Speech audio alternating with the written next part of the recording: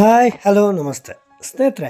ಕನ್ನಡದ big boss season 10ರ runner up ಆಗಿದ್ದ ಡ್ರೋನ್ ಪ್ರತಾಪ್ ಸಖತ್ ಸುದ್ದಿಯಲ್ಲಿದ್ದಾರೆ. ಬಿಗ್ ಬಾಸ್ ಬೆನ್ನಲ್ಲೇ ಡ್ರೋನ್ ಪ್ರತಾಪ್ ಅವರು ಭರ್ಜರಿ ಬ್ಯಾಚುಲರ್ಸ್ ಶೋಗೆ ಎಂಟ್ರಿ ಕೊಟ್ಟು ಕಮಾಲ್ ಮಾಡ್ತಾ ಇದ್ದಾರೆ. ಡ್ರೋನ್ ಪ್ರತಾಪ್ಗೆ ಜೋಡಿಯಾಗಿ ಆಯ್ಕೆಯಾಗಿದ್ದಾರೆ ಮಹಾನಟಿ ಗಗನ ಅವರು.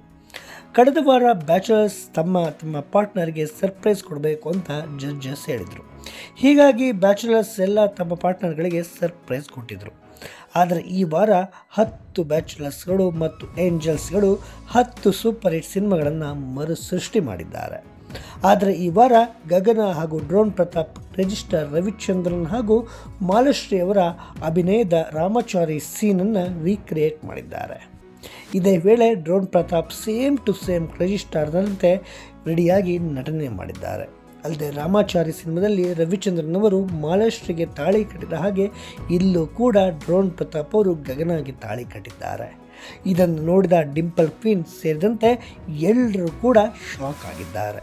ಅಲ್ಲದೆ ಡ್ರೋನ್ ಪ್ರತಾಪ್ ನಟನೆಗೆ ರಿಜಿಸ್ಟರ್ ರವಿಚಂದ್ರನ್ ಫುಲ್ ಮಾರ್ಕ್ಸ್ ಕೊಟ್ಟಿದ್ದಾರೆ.